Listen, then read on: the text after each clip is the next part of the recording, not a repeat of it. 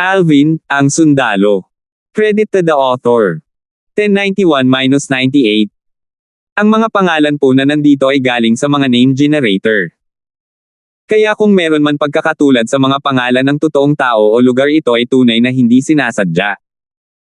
Gayunpaman, tila hindi narinig ng malaswang nasa katanghaliang gulang na lalaki ang sinabi ni Irish habang patuloy itong walang takot na nakatitig sa magandang mukha nito.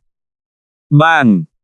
Sa sandaling si Irish ay aatake na, isang malakas na pagsabog ang umalingaw-ngaw sa hangin.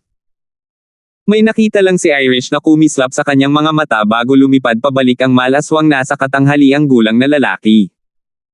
Isang silhwete na katulad ng lilang kidlat ang sumunod sa likuran. Sa isang iglap lang, bumagsak sa lupa ang baliw na medyo may edad na. Biglang na-block ang paningin niya habang hirap siyang tumayo. Hindi na siya nagkaroon ng pagkakataong makapag-react nang may tumama sa mukha niya. Bang! Tinapakan ni Alvin ang mukha ng bastos na nasa katanghaliang gulang na lalaki.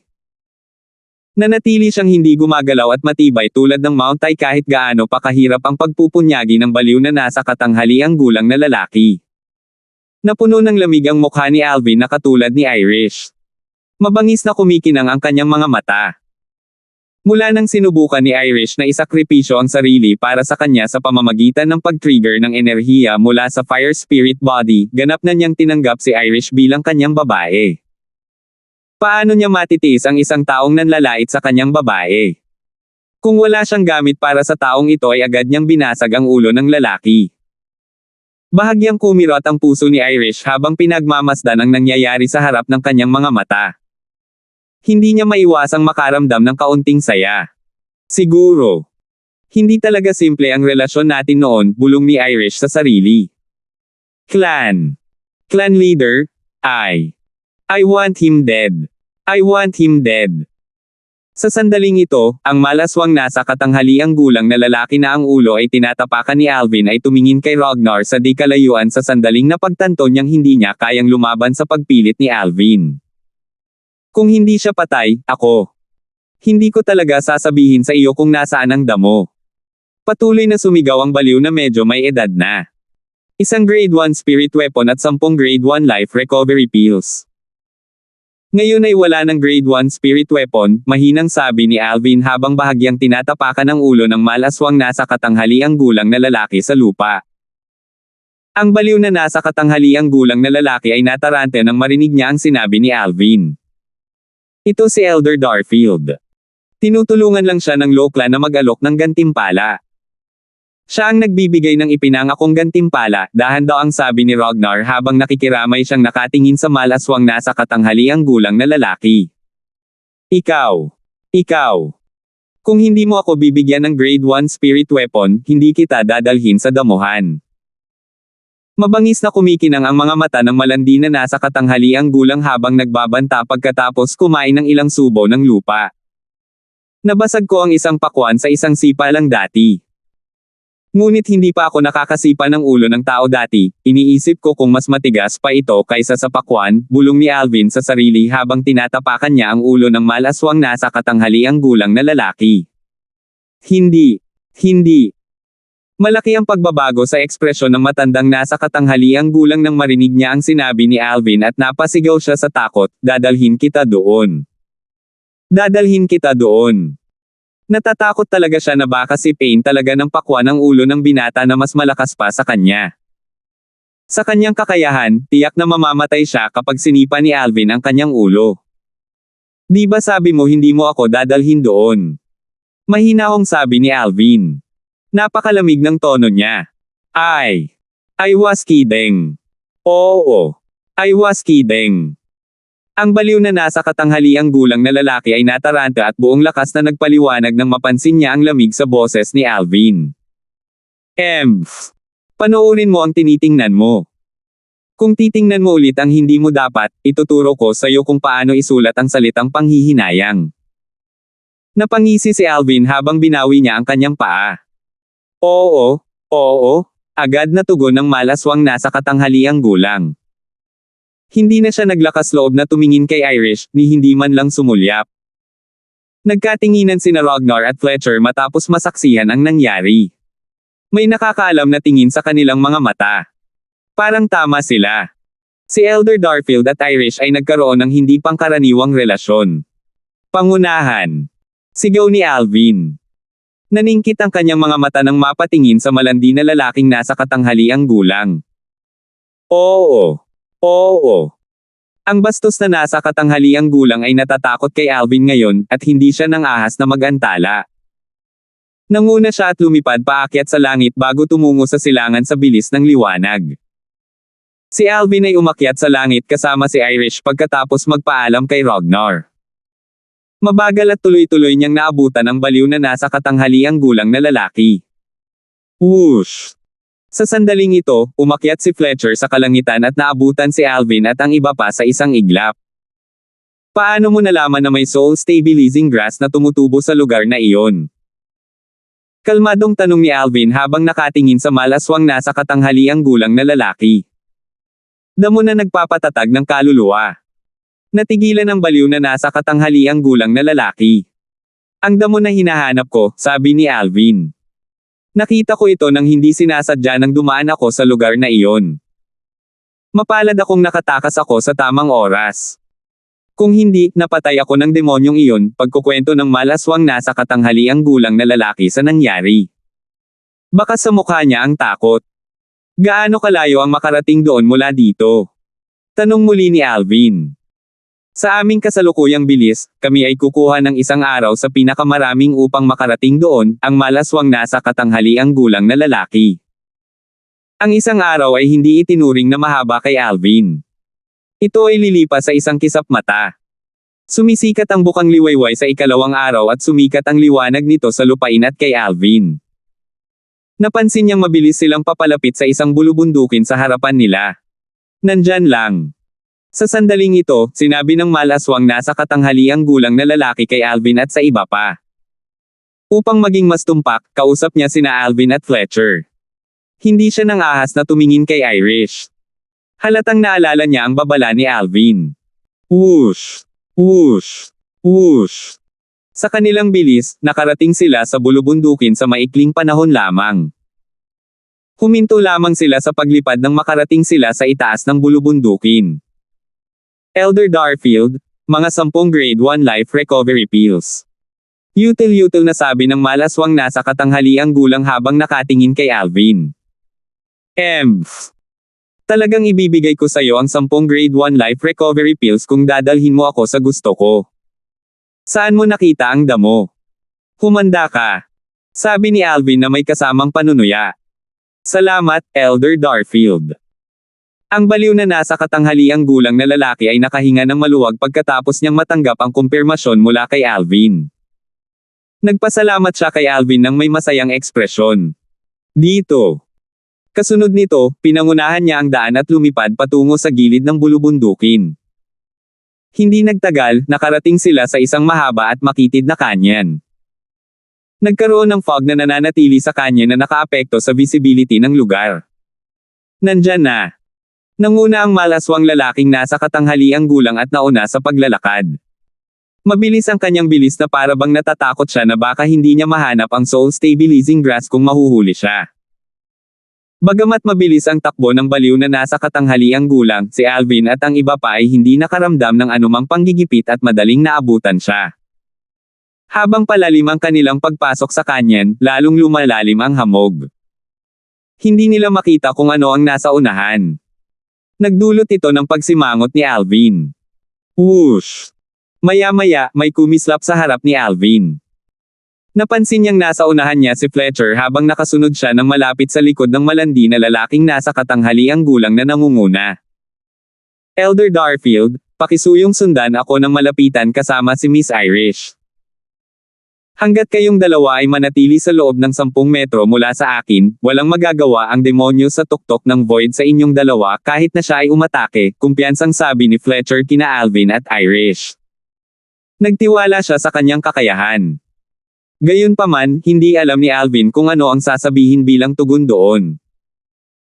Dapat malaman ng isang tao na may kakayahang tumayo si Alvin hanggat hindi nauunawaan ng demonyo sa tuktok ng void ang 3 uri ng 9th level void transformation concepts. Salamat, Elder Fletcher. Gayunpaman, ipinahayag pa rin niya ang kanyang taos-pusong pasasalamat kay Fletcher. Magkasunod na naglakad sina Alvin at Irish habang malapit silang sumunod sa likuran ni Fletcher. Kasabay nito, mahigpit na sumunod si Fletcher sa likod ng malaswang nasa katanghaliang gulang na lalaki. Nagtungo silang apat ng malalim sa kanyon sa pagkakasunod-sunod na iyon. Maghintay. Hindi nila inisip kung gaano katagal ang lumipas, at si Fletcher ay nawala sa kanilang mga paningin ilang beses bago ito. Gayunpaman, ang ekspresyon ni Alvin ay nagbago ng husto sa pagkakataong ito, at agad niyang itinigil ang kanyang paggalaw. Tumigil din sa paggalaw si Irish. Tumingin si Irish kay Alvin na may pagdududa. May isang illusory formation na pinagsama sa isang hidden formation dito. Sabi ni Alvin na may pangit na ekspresyon sa mukha. Si Elder Fletcher at ang taong iyon ay nahulog sa illusory formation. Natigil sila doon dahil hindi sila handa. Illusory formation. Mukhang nag-aalinlangan pa rin si Irish. Nakalimutan na niya kung ano ang isang illusory formation matapos mawala ang kanyang memorya. Alvin. Nang pinagmamasdan ni Alvin ang kanyang paligid, isang pamilyar na boses ang sumigaw mula sa kanyang likuran. Sino yan? Kahit na pamilyar kay Alvin ang boses, hindi niya maalala kung kanino nagmamay-ari ang boses. Lumingon siya agad. Dalawang silhouette lang ang nakita niya sa isang sulyap. Nakita niya ang isang naka-gray na binata na malapit na sa middle age at isang matanda na may puting buhok at puting kilay. Yung lalaking naka-gray ang sumigaw kanina. Samson. Nakilala kaagad ni Alvin ang lalaking nakasuot ng kulay abo. Malungkot ang mukha niya habang kumikinang ang mga mata. Ikaw pala. Ano? Nagulat ka ba? Ang lalaking nakasuot ng kulay abo ay ang unang young master na si Samson ng Lu Clan. Siya ang kapatid sa dugo ng third young master ng Lu Clan na si Hayden na pinatay ni Alvin nang kararating lang niya sa clan. Gayunpaman, hindi pinansin ni Alvin ang tanong ni Samson na puno ng panunuya. Tumingin siya sa matandang katabi ni Samson at nagtanong sa kanyang malalim na boses, ikaw ang nag-set up ng illusory formation at pinagsama ito sa hidden formation. Naalala pa niyang Guan ang apelyido ng matanda. Tama na. Hindi naman itinanggi ng matanda. Sa halip, tumingin siya kay Alvin na may kinang sa kanyang mga mata. Gayunpaman, hindi ko inaasahan na mapapansin mo ang illusory formation na aking itinayo. Paano mo nalaman na pinagsama ito sa hidden formation? Tanong ng matanda habang nakatingin kay Alvin sa takot. Hindi lang ikaw ang inscription master sa Cloud Continent. Malamig na sagot ni Alvin. 1092. Ang hidden formation ay isang inscription formation na maaaring magtago ng iba pang inscription formation. Tanging ang inscription masters na may spiritual energy sa martial monarch stage ang maaaring mag-inscribe at mag-set up ng ganoong formation. Kung si Alvin ay hindi isang inscription master, hindi niya mapapansin ang illusory formation na pinagsama sa hidden formation. Bukod dito, siya ay hindi lamang isang karaniwang inscription master, siya ay isang namumukod tanging isa. Sa makatuwid, napagtanto niya kung ano ang nangyayari sa tulong ng kanyang espiritual na enerhiya pagkatapos na pumasok si Fletcher at ang malaswang nasa katanghaliang gulang na lalaki sa illusory formation at natagpo ang hidden formation. Iyon ang dahilan kung bakit nagawa niyang huminto sa oras at hindi pumasok sa illusory formation. Ikaw ay isang inscription master. Naningkit ang mga mata ng matanda. May gulat na ekspresyon sa mukha niya nang marinig ang mga salita ni Alvin. Dati, nagsikap siyang saliksikin ang binata na nakasuot ng lila na nakatayo sa kanyang harapan. Alam niyang kailangang maging malakas ang binata na nakasuot ng purple na ito nang malaman niyang pinatay ng binata ang isang elder ng Lu Clan na may 8th level void transformation cultivation base. Natigilan siya nang malaman niya ang tungkol sa halimaw na taong ito na may napakalakas na kakayahan. Bukod dito, isa rin siyang grade 1 alchemist. At ngayon, ayon sa sinabi ng binata na naka-purple, isa na rin siyang inscription master. Higit pa rito, siya ay isang inscription master na nagawang malaman ang hidden formation. Ano sa tingin mo? Tumugon si Alvin ng isang tanong. Sa sandaling ito, si Samson na nakatayo sa tabi ng matanda ay biglang nagsabi, Alvin, hindi mahalaga kung ikaw ay isang inscription master o hindi. Nakatadhana kang mamatay ngayon. Napakalamig ng kanyang malalim na boses nang magsalita siya. Nang magsalita si Samson, may hangering pagpatay at paghihiganti sa kanyang mga mata habang nakatitig kay Alvin. Hindi na siya makapaghintay na laslasin si Alvin ng libu-libong blade sa 10,000 piraso. Samson. Pinaikit ni Alvin ang kanyang mga mata kay Samson. Curious ako. Paano mo nalaman na lahat ako ay darating sa ganitong paraan? Nag-set up ka pa ng illusory formation dati.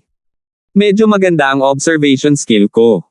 Siguradong hindi kayo kasabwat ng lalaking iyon. Tumingin si Alvin sa matandang katabi ni Samson habang nagsasalita ito. Ang matanda ang nagtayo ng illusory formation. Ang illusory formation ay pinagsama sa hidden formation. Napakahirap i-set up at aabutin ng ilang oras para makumplito. Ang kapwa na binanggit ni Alvin ay natural na ang malaswang tao na nagdala sa kanya dito. Una sa lahat, sigurado si Alvin na ang malaswang tao ay nagtatrabaho para kay Samson. Imposibleng hindi mapansin ni Alvin kung ganoon ang kaso. Kaya naman naisip niya na kakaiba ito. Kung hindi tao ni Samson ang malandi na lalaki, paano nakapunta rito si Samson at ang matandang katabi niya bago sila nakarating? Mas maaga silang nakarating dito. Masasabi ni Alvin mula sa illusory formation na sila ang nag-set up. That idiot. Siyempre, hindi siya sa atin. Pinandilatan ni Samson si Alvin na may layuning pumatay habang nakangisi ito. Pawn lang siya na ginamit ko. Tsaka sa tingin mo ba nandito talaga yung gusto mong damo? Hindi mapigilan ni Alvin na kumunat ang noo sa sinabi ni Samson. Anong ibig mong sabihin dyan? May naisip si Alvin na hindi tama. Kuya Garrison, bakit hindi mo sabihin sa kanya? Sabihin mo sa kanya kung ano ang nangyari bago siya mamatay. Bilasan mo yan. Kung hindi, mahirap siyang patayin kapag nakatakas ang Fletcher na iyon mula sa Pormasayon, sabi ni Samson sa matandang katabi niya. Ang paraan ng pagtingin niya kay Alvin ay parang nakatingin siya sa isang patay na tao.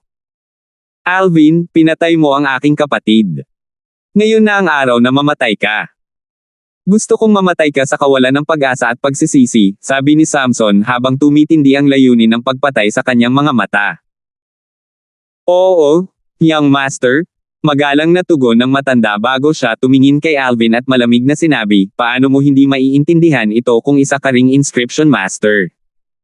Ang bagay na gusto mo ay wala dito. Dahan daw ang binibigkas ng matanda ang bawat salita. Ang bawat salita ay parang isang higanting martilyo na paulit-ulit na dumudurog sa dibdib ni Alvin. Naging sanhi ito ng sobrang hindi magandang tingnan ng ekspresyon sa kanyang mukha. Huminga ng malalim si Alvin. Siya ay nalilito sa una, ngunit ang kanyang isip ay malinaw na ngayon habang iniisip niya sa kanyang sarili, wala bang soul stabilizing grass dito? Biglang naningkit ang mga mata niya nang may naisip siya. Pareho ninyong. Ang nagplano nito simula pa lang. Tanong ni Alvin habang nakatingin kay Samson at sa matanda. Halatang naisip niya ito. Mukhang hindi ka naman tanga. Ngumisi si Samson. Hindi nakita ng kasama ang soul stabilizing grass at hindi rin siya nakatagpo ng isang demonyo sa tuktok ng void na nagbabantay sa soul stabilizing grass. Lahat ng nakita niya ay isang ilusyon mula sa illusory formation na itinakda mo, tama ba ako? Tanong ni Alvin sa kanyang malalim na boses habang nakatitig sa matanda. Tama na yan. Walang ekspresyong sinabi ng matanda, kung talagang nakatagpo ng demonyo ang bastard na iyon sa tuktok ng void. Sa tingin mo ba ay makakatakas siya?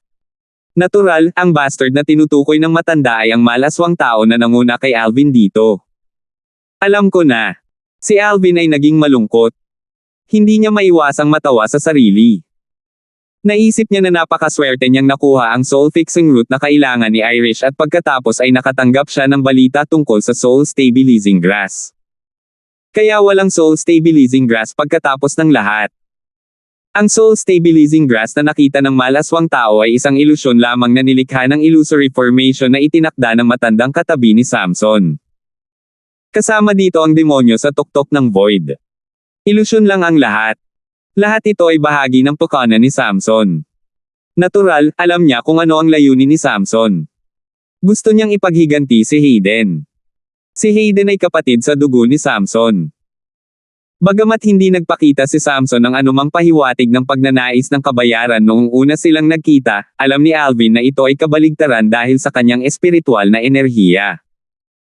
Ang mas malalim na itinago niya ang paghihiganti, mas nakakatakot kapag ito ay sumabog.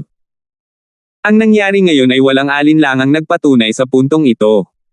Inti alay, everything was going according to plan. Pero ang ikinagulat namin ay hindi ka pumasok sa illusory formation, patuloy na sabi ng matanda. Ang matanda at ang kanyang young master ay nagplanong patayin si Alvin sa sandaling pumasok siya sa illusory formation. Gayunpaman, hindi nila inaasahan na matutuklasan ni Alvin ang illusory formation. Hindi mahalaga kung papasok siya sa illusory formation o hindi. Hindi pa rin ito na set up para sa kanya. Ngayong pumasok na si Fletcher sa illusory formation na itinakda namin para sa kanya, hindi muna siya lalabas sa ngayon, sabi ni Samson. Mas naging malamig ang boses niya ngayon. Ang kanyang mga mata ay kumikinang sa paghihiganti habang nakatingin kay Alvin.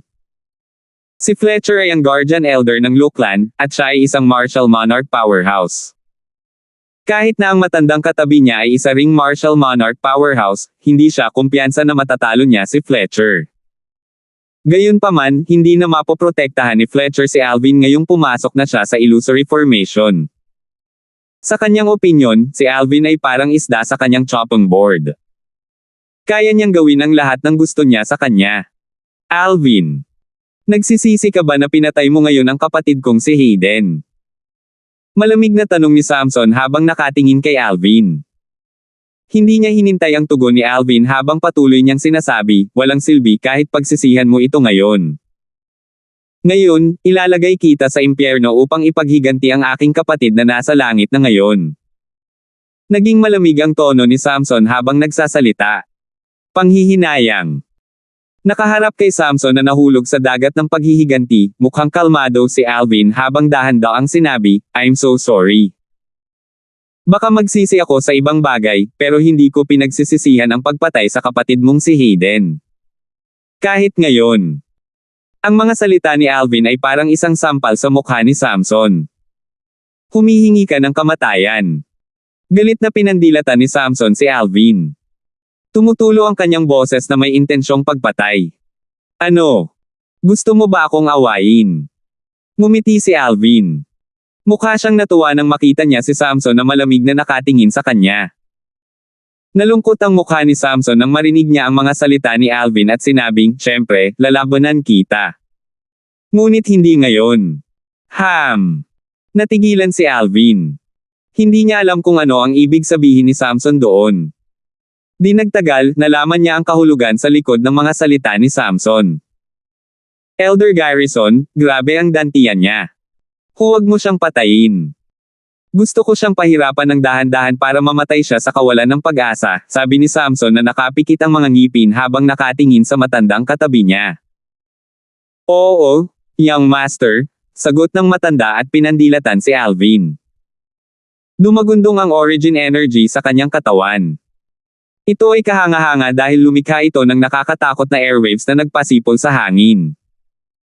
Sa sandaling ito, ang lahat ng mga halaman at bulaklak sa kanyon ay marahas na umuuga mula sa hangin. Freewa. Samantala, dumagundong ang heaven and earth energy sa itaas ng ulo ng matanda habang nabuo ang heaven and earth phenomenon. Lumitaw ang 2,000 sinaunang may sungay na mga dragon. Ang kanyang origin energy lamang ay katumbas ng lakas ng 2,000 sinaunang may sungay na dragon. Ito ay indikasyon ng unang antas ng martial monarch stage. Gayunpaman, hindi iyon ang wakas. Bang! Biglang nagbago ang kulay ng gatas na apoy na umaangat sa katawan ng matanda. Ito ay naging pula bago ito umangat sa kalangitan, na nagdulot ng pulang liwanag sa nalalabing fog. Whoosh! Ang isa pang 2,000 sinaunang may sungay na mga silhouette ng dragon ay lumitaw sa hangin. First level monarch stage fire profundity. May mga berdeng enerhiya at mga kidlat na tila mga purple electric snakes na nakapaligid sa apoy na tumataas mula sa katawan ng matanda. Ang isa pang 2,000 sinaunang may sungay na mga silhouette ng dragon ay lumitaw. Ika-9 na advanced level thunder concept. Ika-9 na advanced level wind concept. Alvin, hindi mo inaasahan ito. Si Elder Guan ay isang makapangyarihang martial monarch. Madali para sa kanya na patayin ka. Si Samson ay tumawa ng baliw, nakaramdam ng kasiyahan. Tumingin siya kay Alvin. Sa kanyang opinyon, si Alvin ay tiyak na nakaramdam ng takot at kawalan ng pag-asa sa sandaling ito. Gayunpaman, tumigil siya sa pagtawa nang makita niya kung gaano kalmado si Alvin. Namutla ang mukha niya. Baka sa mga mata niya ang hiya at galit. Kuya Garrison, gawin mo na. Galit na sigaw ni Samson. Bang! Isang pagsabog ang umalangaw-ngaw sa hangin habang ang nakakapasong aura ay kumalat sa lahat ng direksyon. 10:93. Si Alvin ay walang oras na mag-react. Ang bilis ng matanda sa tabi ni Samson ay napakabilis. Sa isang kisap lang ng mata, ang mundo bago ang mga mata ni Alvin ay naliligo sa pulang kinang. Para siyang nakatayo sa dagat ng apoy. Ang nakakapasong aura na tumitama sa kanya ay nagpatulo ng pawis mula sa kanyang noo patungo sa kanyang mukha. Bang! Nang tumunog ang isang malakas na pagsabog, napansin ni Alvin ang pagyanig sa dagat ng apoy bago ito umatras. Nagsimula itong lumiit sa harap ng kanyang mga mata. Sa kalaunan, ang dagat ng pulang apoy ay umatras hanggang sa ito ay nagsiwalat ng silhwete ng isang tao. Ito ay isang matandang lalaki na ang katawan ay natatakpan ng apoy. Gayunpaman, ang apoy sa katawan ng matanda ay medyo nasunog at mahina na ngayon. Wah! Biglang namutla ang mukha ng matanda bago siya tumalsik ng subo ng dugo habang kinikilig. Bumagsak ang dugo sa lupa tulad ng namumulaklak na pulang rosas. Ikaw! Ikaw! Tumingin ang matanda sa lugar sa tabi ni Alvin. Upang maging mas tumpak, ang kanyang mga mata ay nakatuon sa babaeng nakasuot ng pula na nakatayo sa tabi ni Alvin. Mula sa simula hanggang sa huli, ang babaeng nakasuot ng pula ay tahimik na nakatayo sa tabi ni Alvin. Hindi siya nakita ni Samson o ng matanda bilang isang banta mula pa noong una. Hindi nila akalain na magiging banta siya sa kanila dahil bata pa siya. Gayunpaman, ang mga mata nilang dalawa ay sanay na sa kanya ngayon. Maya-maya pa ay inangat nila agad ang kanilang mga ulo na para bang may napansin sila. Pareho nilang nakita ang heaven at earth energy na dumadagindong sa itaas ng ulo ng babaeng nakapula ang nakararaan ay nabuo na ngayon ang heaven and earth phenomenon. Mabilis na nabuo ang mga silhouette ng sinaunang may sungay na dragon. 1,000, 2,000, 3,000. Dumarami pa rin ang bilang. Sa huli, huminto sa 8,000 ang silhouette ng mga sinaunang may sungay na dragon. Lakas ng 8,000 sinaunang may sungay na dragon. Fire profundity. Sword profundity. Malakas na bulalas ng matanda. May takot sa kanyang mga mata nang makita ang hugis espada na apoy na namumuo sa katawan ng babaeng nakasuot ng pula. Sa sandaling ito, huminga ng malalim ang matanda habang takot na nakatingin sa babaeng nakasuot ng pula. Sinubukan niyang suriin sa pamamagitan ng pagtatanong, demonyo. Demon Monarch. Sa palagay ng matanda, mukhang nasa early 20s pa lang ang magandang pulang-pulang ginang. Ang isang babae sa murang edad ay nakaintindi ng dalawang uri ng monarch stage profundities. Halatang-halata na ang naka-red-clad na babae ay isang martial monarch powerhouse na tulad niya. Gayunpaman, imposible para sa isang taong martial artist na maging isang martial monarch powerhouse sa murang edad.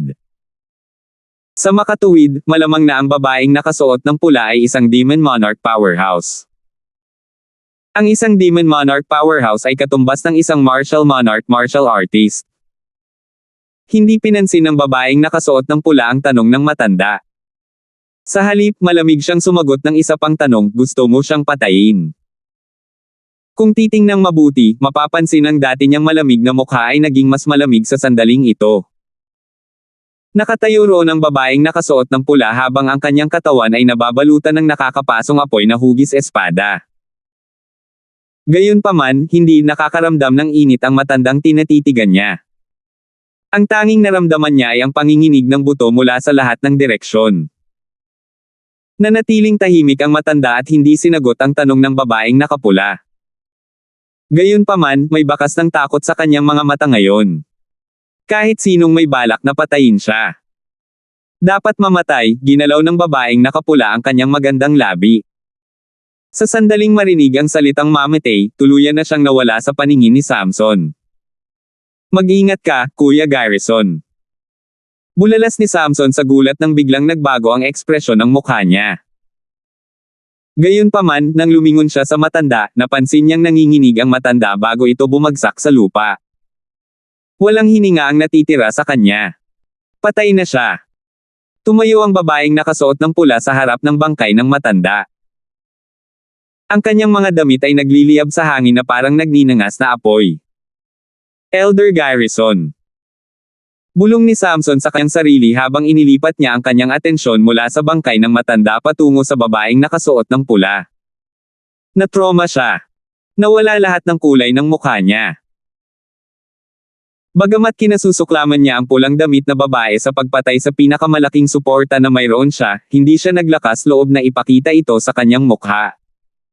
Flop! Lumuhad si Samson sa lupa at yumuko sa babaeng nakasuot ng pula habang nakatingin si Alvin sa gulat. Please spare my life. Please spare my life. Sinulyapan ng pulang damit na babae si Samson na nagmamakaawa sa lupa at malamig na sinabi, hindi kita papatayin. Salamat, Senyor. Salamat, Senyor. Agad siyang nagpasalamat ni Samson at lalo pang yumuko. Hindi nagtagal ay nagsimulang damyugo ang kanyang ulo. Whoosh! Gumalaw ang babaeng nakasuot ng pula na parang isang fire elf at hindi nagtagal ay dumating sa tabi ni Alvin. Mahina niyang sinabi, ayokong madumihan ang aking mga kamay sa pamamagitan ng pagpatay sa kanya. Hayaan mo akong gawin ito, sabi ni Alvin habang nakangiti siya. Ang babaeng nakasuot ng pula ay walang iba kundi si Irish na nawala ng alaala. Nalaman lamang ni Alvin noong nakaraang araw na si Irish ay may ganap na kontrol sa kanyang lakas ngayon pagkatapos ng kanyang pagkawala ng memorya. Siya ay kasalukuyang isang first-level void transformation martial artist na nakabisado ang dalawang uri ng third-level monarch stage profundities.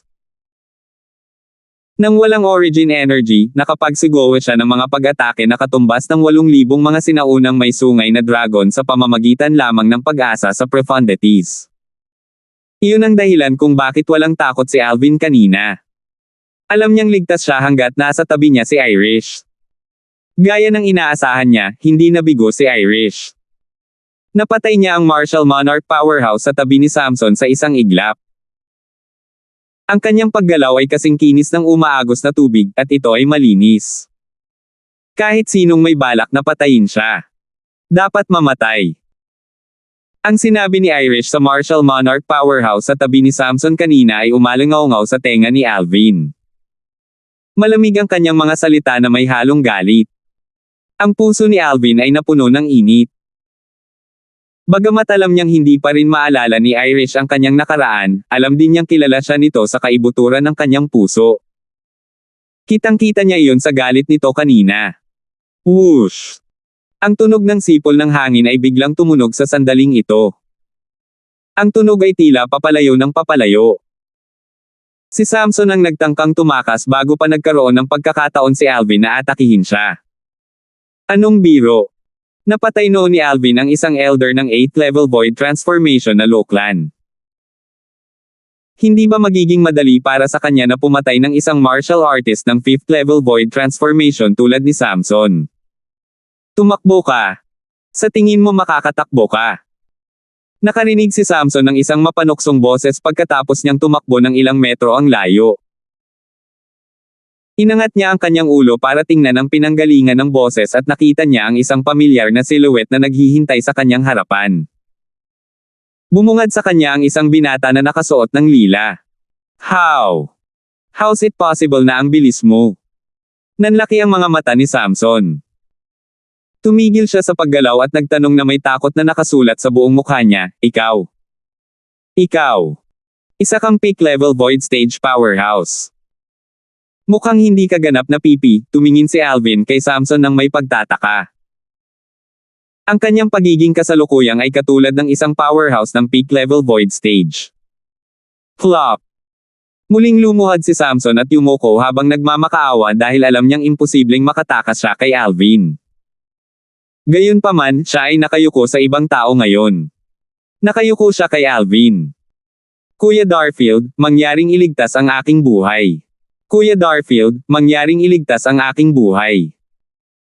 Nangangako ako na hindi ako babalik sa Lockland hanggat iniligtas ni Elder Darfield ang aking walang kwentang buhay.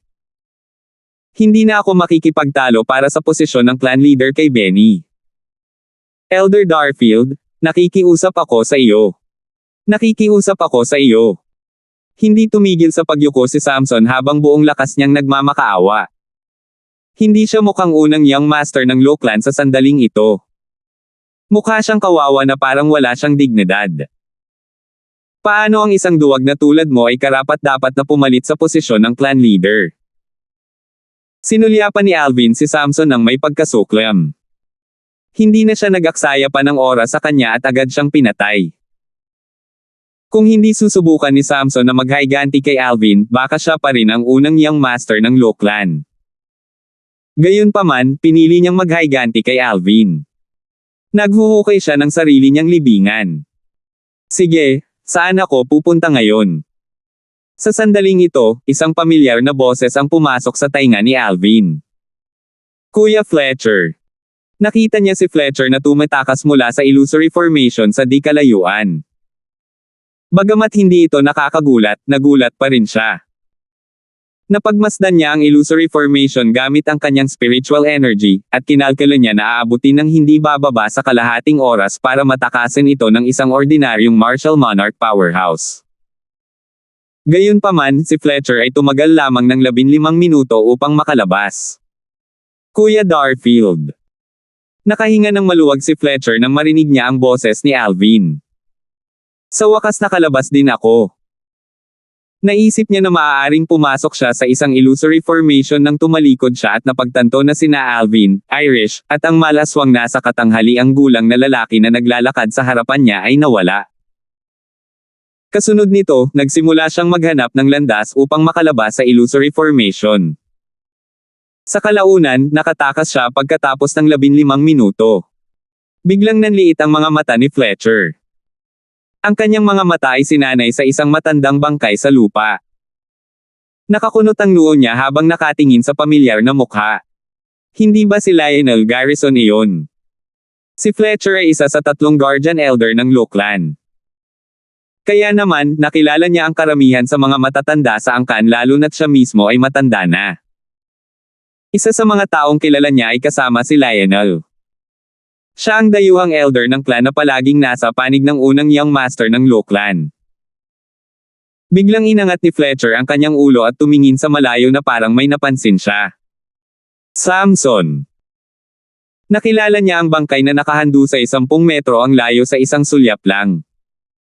Muling naningkit ang kanyang mga mata. Elder Darfield, anong nangyari? Huminga ng malalim si Fletcher at tumingin kay Alvin ng may pag-aalinlangan. Kuya Fletcher, hindi ka ba nakakapagtaka na nandito sila? Tanong ni Alvin na may malabong ngiti sa kanyang mukha habang nakaharap sa may pag-aalinlangan na tingin ni Fletcher. Oo, medyo kakaiba. Tumanggaw si Fletcher. Sa totoo lang, ang bagay na gusto ko ay wala dito. Bumaantong hininga si Alvin at sinabi sa kanya ang lahat ng nangyari nang walang nawawalang mga detalye. Ano? Kapansin-pansing nagbago ang ekspresyon ni Fletcher. Itinakda ito ni Samson para akitin si Elder Darfield para mapatay kanya. 1094. May bakas ng lamig sa mga mata ni Fletcher nang tingnan niya ang 2 bangkay sa lupa ngayon pagkatapos niyang huminga ng malalim at pakalmayan ang kanyang emosyon. Nakausap ko na si Samson bago ito, hinihiling sa kanya na alisin ang sama ng loob niya. Nangako siya sa akin na hindi siya maghihiganti kay Elder Darfield. Huminto si Fletcher habang nagsasalita sa puntong ito bago siya nagpatuloy sa pagsasabi, hindi ko inaasahan na sisirain niya ang sarili niyang pangako at gumawa ng ganoong pakana para akitin si Elder Darfield dito. Isang galit na ekspresyon ang lumitaw sa mukha ni Fletcher habang nagsasalita siya. Nagalit siya na niloko siya ni Samson. Hindi siya nag-alinlangan sa sinabi ni Alvin sa kanya. Walang dahilan para magsinungaling si Alvin sa kanya. Ang katotohanang narito si Samson at ang matandang katabi niya ay nagpapaliwanag ng maraming bagay. Ngunit saan sila nakahanap ng Martial Monarch Inscription Master para iset up ang illusory formation? Napakunot noo si Fletcher sa pagkalito. Sigurado siyang ang illusory formation kung saan siya nakulong ay gawa ng isang Monarch Stage Inscription Master. Natural, itinanong lang ni Fletcher ang tanong na iyon dahil hindi sinabi ni Alvin sa kanya na ang illusory formation ay itinayo ng matandang lalaki sa tabi ni Samson. Sa makatuwid, naisip ni Fletcher na ang matanda ay isa lamang peak-level void stage martial artist. Dumating si Alvin sa tabi ng bangkay ng matanda nang mawala si Fletcher sa kanyang pag-iisip. Whoosh! Biglang lumitaw ang isang espada na nabuo mula sa origin energy nang iangat ni Alvin ang kanyang braso. Tumama ang espada patungo sa bangkay ng matanda sa bilis ng liwanag. Ang tunog ng espadang sumisipol sa hangin ay nakakuha ng atensyon ni Fletcher. Kasunod nito, nakita ni Fletcher si Alvin na sinasaksak ang espada sa bangkay ng matanda at naglabas ng 3 fragment mula sa kanyang katawan. Sa una, walang napansin si Fletcher nang tingnan niya ang 3 fragment sa kamay ni Alvin. Gayunpaman, hindi nagtagal ay napako ang kanyang mga mata sa mga pira-piraso nang muli siyang tumingin. Tinitingnan niya ang isa sa 3 fragment sa mga kamay ni Alvin. May nakapapasong pulang apoy sa paligid ng fragment. Natigilan si Fletcher. Maya-maya lang ay bumalik na siya sa katinoan. Bulalas niya sa malalim niyang boses, Profundity Fragment. Sa sandaling ito, inalis ni Alvin ang first level Monarch Stage Fire Profundity at 2 9th level Concept Fragment sa kanyang kamay at bahagyang ngumiti. Buti na lang nakakuha siya ng Profundity Fragment. Ang isang Profundity Fragment ay maihahambing sa isang powerhouse ng Martial Monarch. Bagamat isa lamang itong first level Monarch Stage Profundity Fragment, kung ibibigay ito sa isang martial artist sa 9th level Void Transformation Cultivation Base na nakaintindi sa 9th Advanced Level Fire Concept, ang taong iyon ay mauunawaan ang Fire Profundity at magiging isang Martial Monarch Powerhouse. Kailan itong Lionel nakapasok sa Martial Monarch Stage? Bumalik si Fletcher sa realidad nang itabi ni Alvin ang 3 fragment. Mukha siyang naguguluhan habang patuloy na nakatitig sa bangkay ng matanda.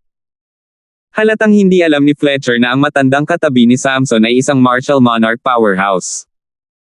Sa sandaling ito, hindi niya maiwasang mapabulala sa loob-loob, nakakalungkot. Isang Martial Monarch Powerhouse ang namatay ng ganoon. Sa kanyang opinyon, kung nabubuhay pa si Lionel, malaki ang posibilidad na siya ang maging ika-4 na Guardian Elder ng Lo Clan sa hinaharap. Sa oras na iyon, ang kakayahan ng Lo Clan ay tataas sa susunod na antas sa kabuuan. Hindi tama yan. Biglang pinaikit ni Fletcher ang kanyang mga mata na tila may naalala siyang mahalagang bagay.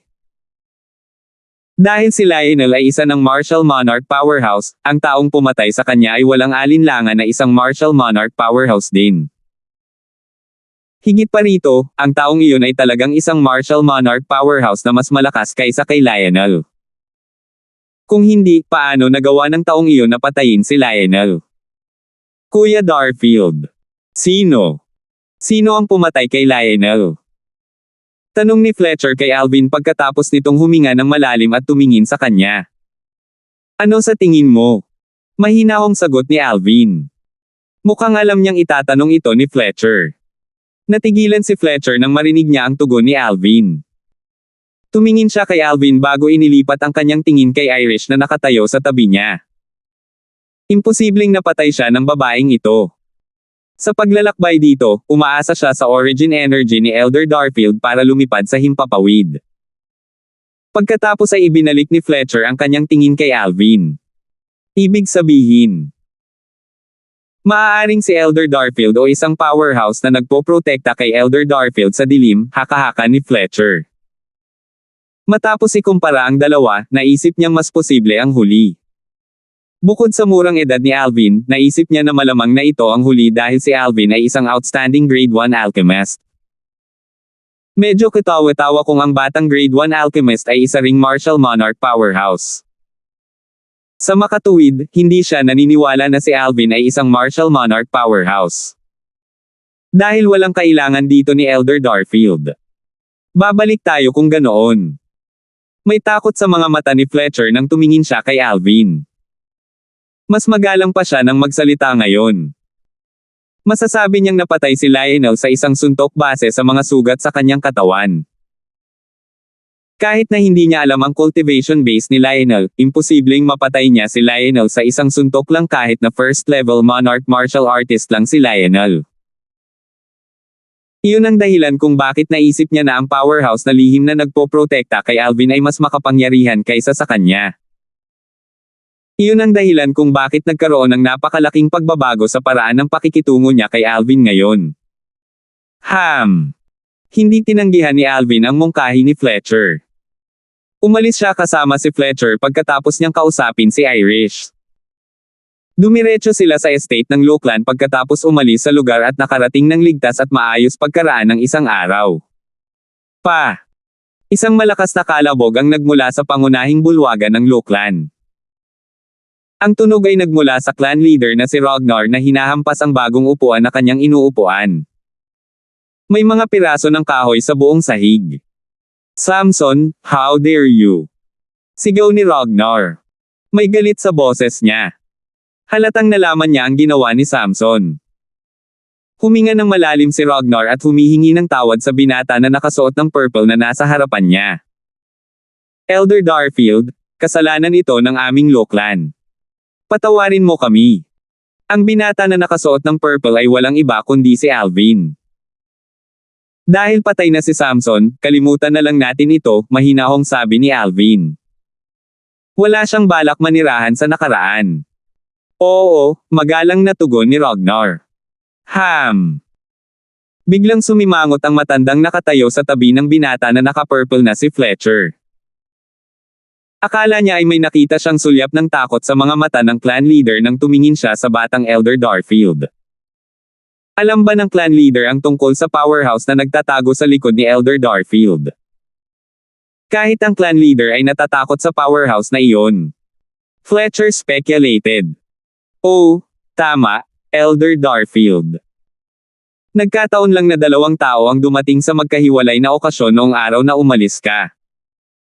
Ipinagpalit nila ang mga spirit fruit para sa void transformation martial artists gamit ang grade 1 life recovery pills na iyong pinino."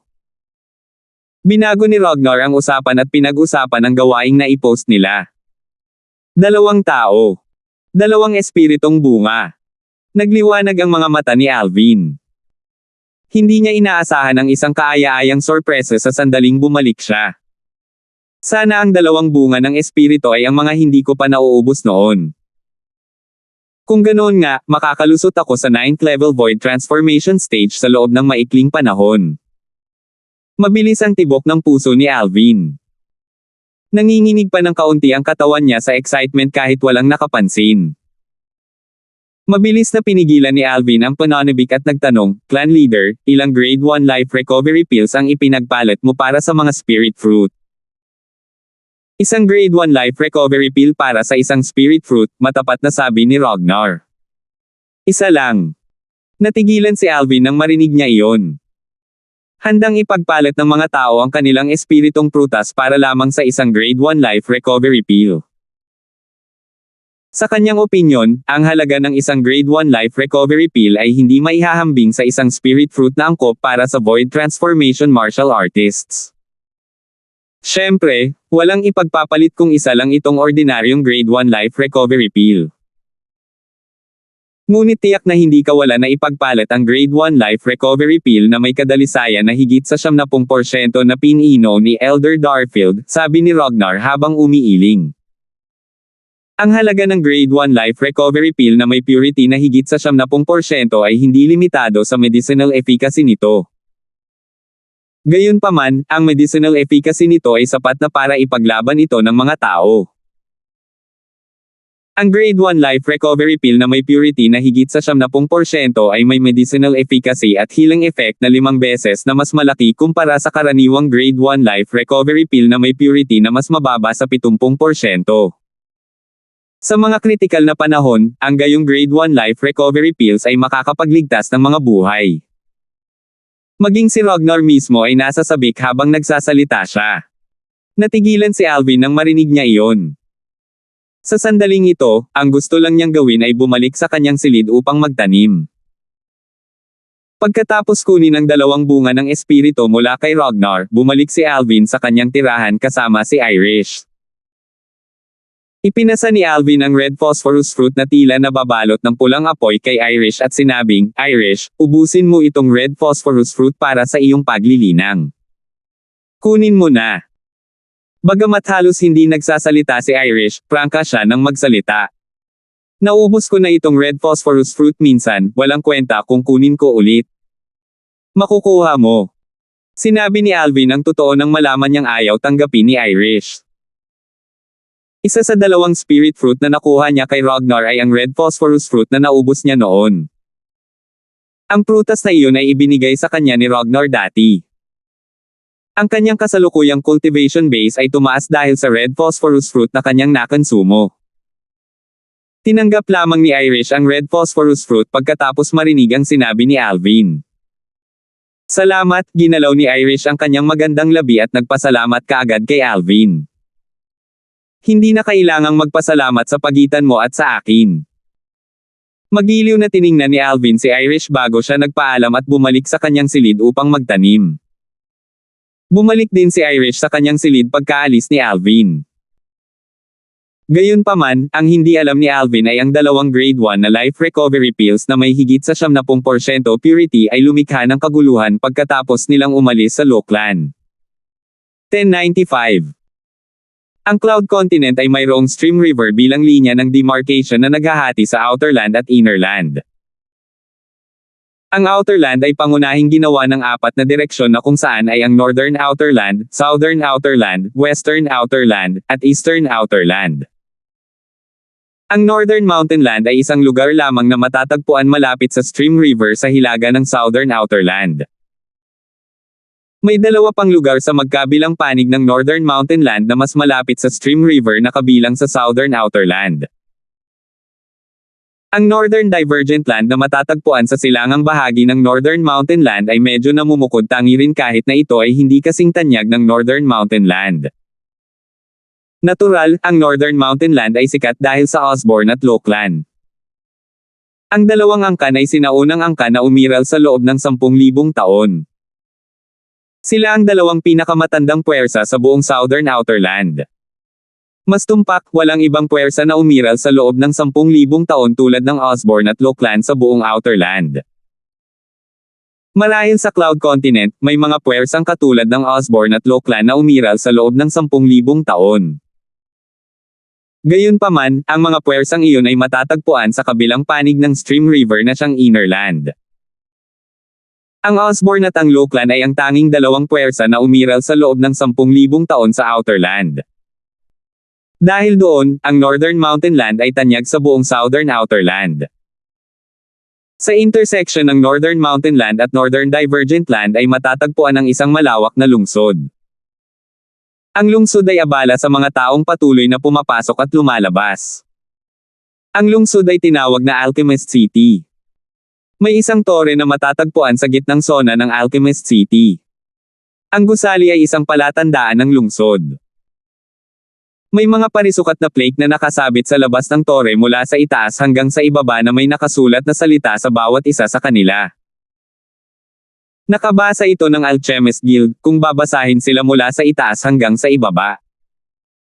Hindi huminto ang mga tao sa pagpasok at paglabas ng tore katulad ng kung paano palaging may mga taong pumapasok at lumalabas sa Alchemist City.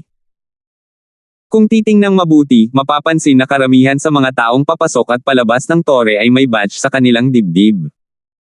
Iyon ay ang Alchemist Badge.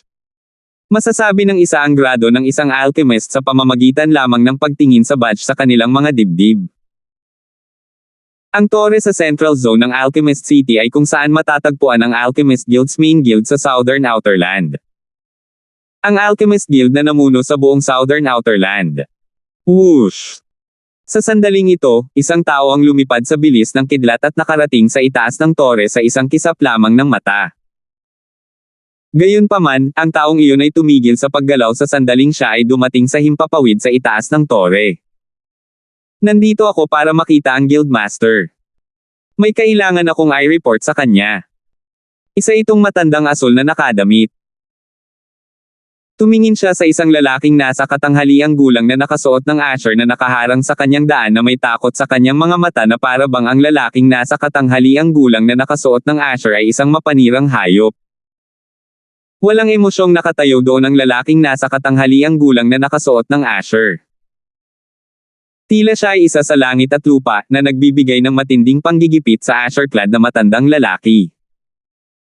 Hindi alam ng matanda na nakasuot ng asher kung kailan nagsimulang tumulo ang pawis sa kanyang noo. Papasukin mo siya. Sa sandaling iyon, isang sinaunang tinig ang nagmula sa tuktok ng tore. Bagamat parang luma na ang boses, masigla ito. Oo, magalang na tugon ng nasa asher-clad middle-aged na lalaki na hindi gumalaw kanina nang marinig ang boses na iyon. Halos sa sandaling tumugon ang lalaking nasa katanghaliang gulang na nakasuot ng kulay asul, siya ay nawala ng buo sa ere na para bang hindi siya naruroon noong una. Napakakapangyarihan ng mga tao mula sa Alchemist Guild. Natatakot ako na kakaunti lang ng mga tao sa Southern Outerland ang kayang talunin sila, mahinang bulong ng matanda na nakadamit asher sa sarili at huminga ng malalim. Nang makabawi siya, lumipad siya sa tuktok na tore at nakarating sa isang maluwang na silid. Isang matandang lalaki na nakapilak na roba na nakaupo sa harap ng isang mesa sa gilid ng silid ay tahimik na kumakain ng isang tasa ng tsaa sa kanyang kamay. Guildmaster. Magalang na yumuko ang matandang nakasuot ng kulay asul sa matandang nakasuot ng pilak. Bakit hindi ka nanatili sa Northern Mountain Land? Bakit ka pumunta sa Alchemist City? Tanong ng lalaking nakasuot ng pilak. Hindi man lang niya nilinggan ang asher-clad na matanda habang patuloy itong umiinom ng tsaa. Guildmaster, pumunta ako sa Alchemist City para ipakita ito sa iyo. Itinaas ng matanda na nakasuot ng asher ang kanyang braso at isang napakagandang kahon ang lumitaw sa kanyang kamay. Ang buong kahon ay gawa sa jade, at mukhang mahal ito. Sa kasamaang palad, ang matanda na nakasuot ng pilak ay hindi man lang nagtangkilik na lumingon. Umupo siya roon at mahinahong sinabi, dapat mong malaman na ako, si Henry, ay walang iniisip sa mga ordinaryong bagay na ito. May pagmamataas sa tono ng matanda. Ang nakapilak na matandang nasa harapan niya ay ang Guildmaster ng Alchemist Guild's main guild sa buong Southern Outerland. Mayroon bang anumang bagay na hindi pa niya nakita noon? Totoo na ang mga ordinaryong bagay ay hindi karapat-dapat sa kanyang mga mata. Gayunpaman, ang matandang nakasuot ng asher ay tumingin sa napakagandang jade box sa kanyang kamay at nagpatuloy sa pagsasabi ng buong kumpiyansa, Guildmaster, sa palagay ko. Ito ay talagang isang bagay na sulit na tingnan. Sa wakas ay napalingon si Henry matapos marinig ang sinabi ng matanda na nakasuot ng asher. Napatingin siya sa matanda na nakasuot ng asher. I'm curious. Dalhin mo sa akin. Conway kilalang-kilala niya ang nakaasul na matanda sa harapan niya. Nakasunod sa kanyang tabi ang matanda. Si Conway siya ay kasalukuyang guildmaster ng Alchemist Guild's main guild sa Southern Outerland habang ang matandang lalaki ay isang outstanding grade 2 alchemist. Alam niyang hindi darating ang nakaasul na matandang lalaki kung hindi ito mahalaga. Oo, magalang na tugon ng matandang nakasuot ng kulay asul. Lumakad siya ng ilang hakbang at inilagay ang napakagandang jade box sa mesa bago si Henry. Binuksan agad ni Conway ang jade box. May isang tableta sa jade box na sobrang pamilyar niya. Hindi niya maiwasang mapakunot ang noo nang makita iyon. Ito ang bagay na gusto mong makita ko. Malungkot ang mukha ni Henry. Handa na niyang pagsabihan ang matanda sa panluloko sa kanya nang bigla itong tumahimik. Natigilan siya. Paano? Paano ito posible? Conway bigla siyang tumayo at tinitigan ang tableta sa napakagandang jade box. Hindi niya maialis ang mga mata sa tableta.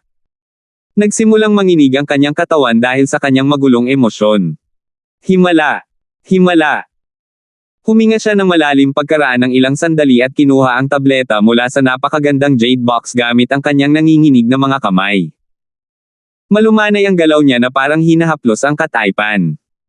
71% purity. Sa wakas ay pinigilan ni Henry ang kanyang emosyon at kumalma. Gayunpaman, hindi pa rin niya maalis ang tingin sa tableta sa kanyang kamay. Naturally, bilang Grade 1 Alchemist, masasabi niyang ang Grade 1 Life Recovery Pill sa kanyang kamay ay may 71% purity. Narinig lamang niya ang tungkol sa mga Pildores na may ganoong kadalisayan, ngunit hindi pa siya nakakita ng isa. May isang mito na ipinasa sa ating Alchemist Guild. 10,000 taon na ang nakalilipas, may isang makapangyarihang martial emperor na maaaring magpino ng mga Pildores na may higit sa 70% na kadalisayan. Gayunpaman, ito ay isang gawa-gawa lamang. 10,000 taon na ang nakalipas. Walang nakakaalam kung ito ay totoo o hindi.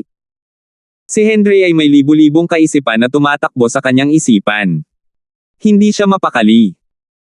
Sa wakas ay huminahon si Henry at apurahang tinanong ang nakaasul na matandang lalaki, saan mo nakuha itong Grade 1 Life Recovery Pill?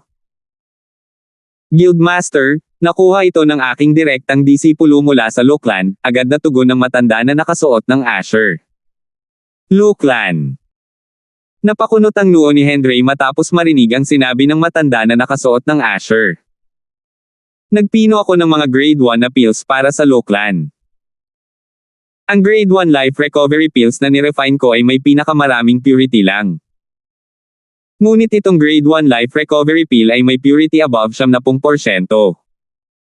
Henry said habang nakatingin sa pill na nasa kamay niya. Alam niyang hindi niya pinino ang pill na ito. Guildmaster, hindi mo alam ito. Isang tao na may apelyidong Darfield ang sumali sa Luklan kamakailan at naging unang interim advisor ng clan. Isa siyang Grade 1 Alchemist, paliwanag ng matandang nakasuot ng Asher, siya ang pangalawang Grade 1 Alchemist sa Southern Outerland pagkatapos ng Guildmaster. Grade 1 Alchemist. Naningkit ang mga mata ni Henry nang marinig niya ang mga salita ng matanda na nakasuot ng Asher. Sumali siya sa Luklan. Oo. Tumango ang nakaasul na matandang lalaki. Ang ibig mo bang sabihin? Itong Grade 1 Life Recovery Pill ay pinino ng alchemist na may apelyidong Darfield. Tanong ni Henry. Malamang. Ang nakaasul na matandang lalaki ay nagpatuloy sa pagsasabi, ang Luklan ay nagbibigay ng mga reward kanina para sa mga nagbibigay ng Spirit Fruit na angkop para sa Void Transformation Martial Artists. Isang Spirit Fruit para sa Grade 1 Life Recovery Pill. Noong una, inakala ng lahat na ang Luklan ay maramo. Ngunit nabaliw ang lahat nang malaman nilang ang Grade 1 Life Recovery Pills na ginagamit ng Luklan para i-trade ay may purity na higit sa 70%. Tumigil sandali ang nakaasul na matandang lalaki bago siya nagpatuloy sa pagsasalita, ibinigay sa akin ng aking direktang disipulo itong Grade 1 Life Recovery Pill pagkatapos niyang makuha ito. I found it unusual so I came to see you immediately, ang nakaasul na matanda na nagsalita sa isang hininga. Magaling ka. Tumango si Henry sa matanda na nakasuot ng Asher habang kumikinang ang kanyang mga mata na may bakas ng kasiyahan. Mukhang kailangan kong pumunta sa Luklan para makilala ang alchemist na iyon na Darfield ang apelyido. May isa pa, Guildmaster. Parang may naalala ang matandang nakasuot ng Asher. Tumingin si Conway sa matandang nakasuot ng Asher na may pagdududa sa kanyang mga mata. Yung alchemist na may apelyidong Darfield mula sa Luklan. Balita ko binata na siya. Wala pa siyang 30 taong gulang. Sabi ng matanda na nakasuot ng Asher. 1096. Ano? Nanlaki ang mga mata ni Henry nang marinig niya ang sinabi ng matanda na nakadamit Asher. Ang paunang katahimikan ay naging pagkabigla. Grade 1.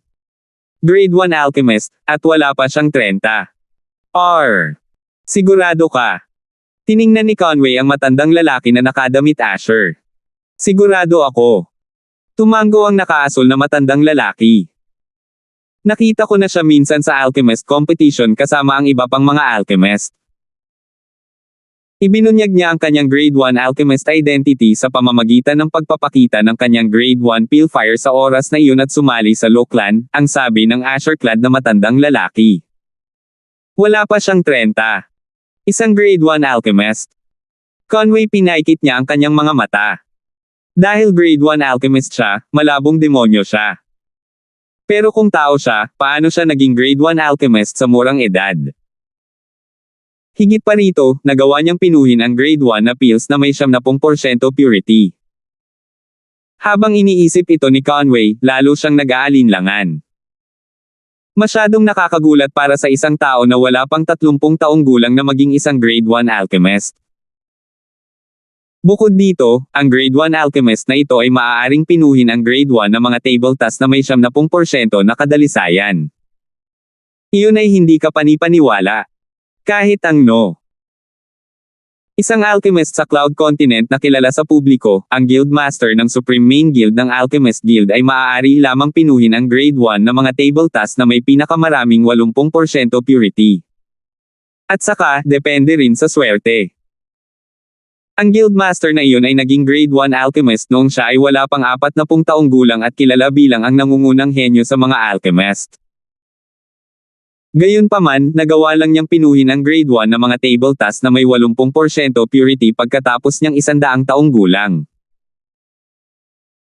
Kahit na ang alchemist na iyon na sumali sa Low Clan ay mas talented kaysa sa Guildmaster mula noong siya ay naging grade 1 alchemist bago siya mag-30, medyo imposible para sa kanya na pinuhin ang mga table task na may higit sa 70% purity. Umiikot ang mga iniisip ni Henry. Sa wakas, nakagawa siya ng conclusion. Dapat mayroon siyang kakaibang pamamaraan sa pagpipino ng gamot. Kahit na hindi iyon ang kaso, tiyak na nagtatago siya ng ilang magagandang sikreto. Kung hindi, imposible para sa isang batang tulad niya na pinuhin ang mga table task na may napakataas na kadalisayan. Isang pahiwatig ng kasakiman ang lumitaw sa mga mata ni Henry. Bumalik sa normal ang ekspresyon ni Henry, at sinabi niya sa matanda na nakasuot ng Asher, maaari kang bumalik. Oo. Ang asul na nakadamit na matanda ay hindi naglakas loob at umalis pagkatapos niyang sumagot. Pagkaalis ng nakaasul na matandang lalaki, muling sumilay ang kasakiman sa mga mata ni Henry habang nakatingin siya sa grade 1 life recovery pill na may 71% purity sa kanyang kamay. Agad siyang lumipad palabas ng tuktok ng tore. Sumunod ka sa akin sa Low Clan ng Northern Mountain, sabi ni Henry sa hangin. Whoosh! Sa sandaling tapos na si Henry sa pagsasalita, isang Asher silhouette ang lumitaw mula sa manipis na hangin na may dagandong. Ang Asher-clad middle-aged na lalaki ang humarang sa daan ng Asher-clad old man kanina. Tara na! Nanguna si Henry at lumipad. Nawala siya sa isang kisap mata. Gumalaw ang lalaking nasa katanghaliang gulang na nakasuot ng Asher at hindi nagtagal ay naabutan niya si Henry. Lumipad siya sa likuran niya na parang anino niya. Sa isang plataporma sa isang maluwag na bulwagan sa gilid ng Low Clan ng Northern Mountain. Nakaupo ang isang binata na naka-purple at isang nasa katanghaliang gulang na nakakross ang mga paa sa entablado. Nakapikit ang mata ng lalaking nasa katanghaliang gulang. Tumingin ang binata na naka-purple ang damit sa isa pang nasa katanghaliang gulang na lalaki at tumango sa kanya. Clan leader, simulan na natin. Tumango ang medyo may edad na at itinaas ang braso. Napapalibutan ng ambon ang entablado, na binalot pareho ang nasa katanghaliang gulang na lalaki at ang binata na nakasuot ng lila sa isang kisap mata. Kung mayroong isang inscription master dito, masasabi niyang ang platapormang nababalot ng ambon ay ang Profound Assimilation Formation. Ang Profound Assimilation Formation ay isang inscription formation na nagpino ng napakalaking bilang ng concept fragment sa concept energy at tumulong sa pagpapalakas ng concepts ng isang tao sa bilis ng kidlat. Ang Profound Assimilation Formation ay kumonsumo ng katawa-tawang bilang ng concept fragment sa tuwing ito ay na-activate. Imposible para sa isang tao na pangasiwaan ang pagkonsumo ng walang tiyak na antas ng kakayahan. Whoosh! Whoosh! Habang tumataas ang ambon, muling itinaas ng nasa katanghaliang gulang na lalaki na nakatayo sa labas ang kanyang braso habang ang mga concept fragment ay sunod-sunod na bumaril mula sa kanyang kamay at sumanib sa Profound Assimilation Formation. Sa mas malapit na pagsisiyasat, makikita na mayroon lamang 4 na uri ng concept fragment na inihahagis ng nasa katanghaliang gulang na lalaki sa porma sayon. Ang mga ito ay ang Wind Concept Fragment na kumikinang sa berdeng enerhiya, Earth Concept Fragment na may khaki glow, Thunder Concept Fragment na dumadagandong sa purple energy, at Sword Concept Fragment na may hugis espada na enerhiya. Whoosh! Whoosh! Whoosh! Ang concept fragments ay bumaril mula sa kamay ng nasa katanghaliang gulang na lalaki na parang nag-aalis ng basura. Sa isang kisap mata, naihagis niya ang 1,000 fragment sa formation. Ang nasa katanghaliang gulang na lalaki ay mukhang kalmado, tila hindi niya ito gusto. Sulit ba? Isang sinaunang tao ang biglang tumunog habang ang nasa katanghaliang gulang na lalaki ay naghahadjust ng malapit sa 2,000 concept fragment sa forma sayon. Maya-maya pa ay lumitaw ang isang payat na matandang may puting buhok sa tabi ng medyo may edad na lalaki. Nakasuot ng maluwag na damit ang payat na matandang lalaki. Guwapo siya na may puting kilay at puting balbas. Siya ay kahawig ng isang santo kaysa sa isang ordinaryong tao. Dating clan leader. Napatigil ang nasa katanghaliang lalaki sa kanyang ginagawa nang marinig ang boses ng matanda. Nang lumitaw ang matanda, walang humpay siyang yumuko sa matanda ng may paggalang. Ang nasa katanghaliang gulang na lalaki ay ang clan leader ng Lo Clan ng Northern Mountain. Ang dalawang lalaki sa Profound Assimilation Formation ay halatang sina Alvin at Jack. Sulit naman. Mataimtim na tumango si Ragnar pagkatapos niyang batiin ang matanda. Alam niya ang dahilan kung bakit ganoon ang tanong ng matanda. Ang halos 2,000 concept fragment na inihagis niya sa formation ay halos lahat ng 4 na uri ng concept fragment na iniimbak ni Lo Clan. Gaano man kayaman ang Lo Clan, makakaapekto pa rin ito sa clan. Kahit papaano, maaapektuhan nito ang lahat ng mahuhusay na alagad ng Lo Clan na nakaunawa sa 4 na konsepto dahil hindi sila makapasok sa Profound Assimilation Formation upang palakasin ang kanilang mga konsepto sa malapit na hinaharap. Ang kanyang ginawa ay maglilimite sa paglaki ng mga disipulo ng Lo Clan sa isang tiyak na antas. Iyon ang presyong kailangan niyang bayaran. Gayunpaman, naisip niya na ito ay katumbas ng halaga. Ang matanda ay kumikinang na parang mga bituin sa langit. Nagpatuloy siya sa pagtatanong, akala ko sigurado ka na sa desisyon mo dahil hindi lang siya isang grade 1 alchemist na kayang magpino ng grade 1 na pills na may higit sa 70% purity. Mapanukso ang mukha ng matanda nang tumingin siya kay Ragnar. Hindi napigilan ni Ragnar ang mapangiti nang makita ang paraan ng pagtingin sa kanya ng matanda. Alam niyang may naisip ang dating leader ng clan. Kung hindi siya magtatanong ng ganyan. Ang matanda ay ang dating clan leader ng clan, si Luther.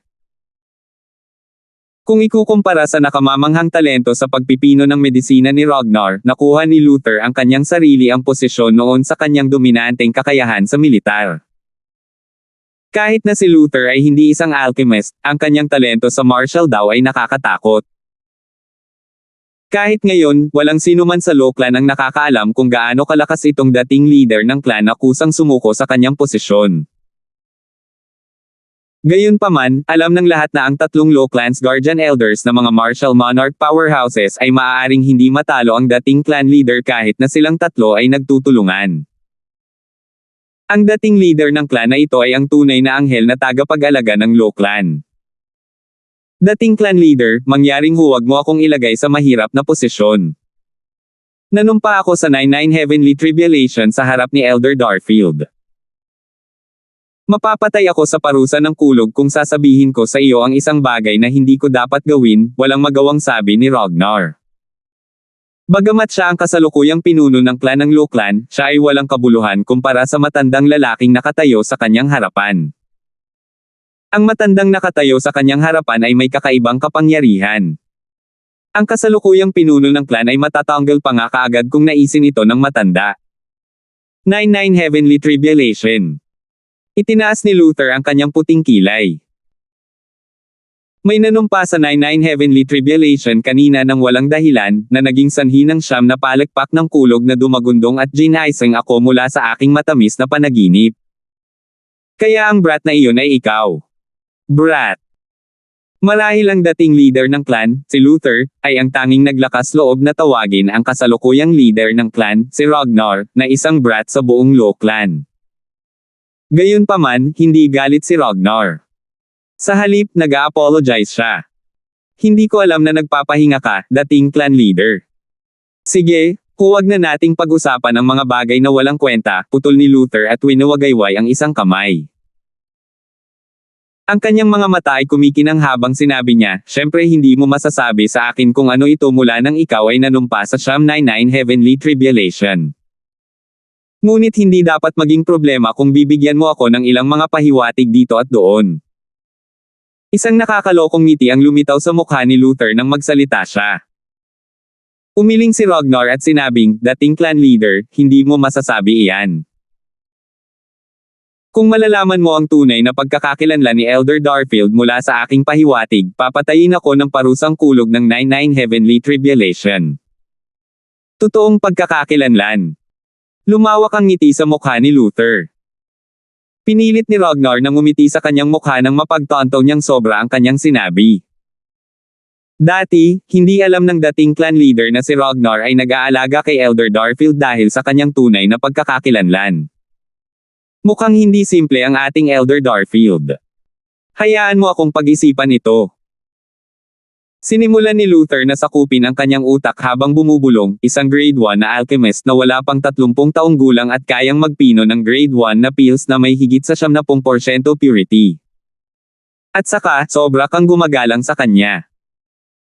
Ang kanyang tunay na pagkatao ay walang alinlangan na kahanga-hanga kahit sa isang brat na tulad mo. Ipinagpatuloy ni Luther ang pag-iisip tungkol dito na may pagkasimangot sa kanyang mukha. Napaawang ang labi ni Ragnar nang marinig niya ang mga ungol ni Luther.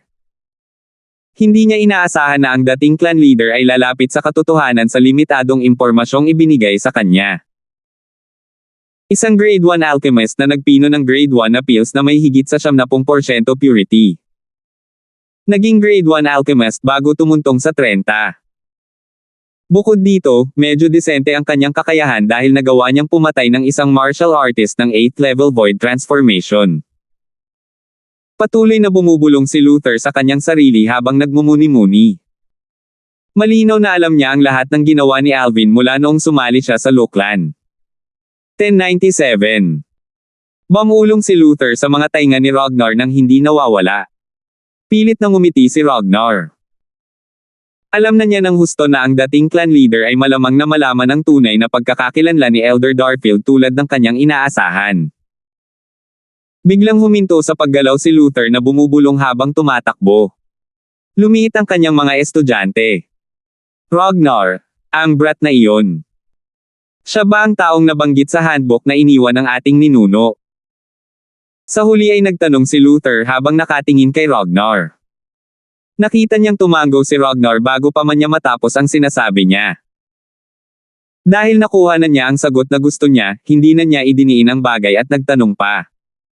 Hindi ko inaasahan na ang ating Lochlan ay makikipag-ugnayan muli sa kanya, hindi napigil ang mapabulalas ni Luther pagkatapos ng ilang sandali ng katahimikan. Malinaw na nalaman niya ang tunay na pagkakakilanlan ni Alvin. Bilang dating clan leader ng Lochlan, medyo alam niya ang mga nilalaman ng handbook na tanging mga leader ng Lochlan ang pinapayagang basahin. May isang yugto ng panahon kung saan itinuring niya ang makapangyarihang nilalang 10,000 taon na ang nakalilipas bilang kanyang idolo at ngayon, ang reincarnation ng kanyang idolo ay lumitaw sa kanyang mga mata. Dating clan leader, sa tingin mo ba ay tama ang pinili ko? Worth it ba? Tumingin si Ragnar kay Luther at nakangiting nagtanong.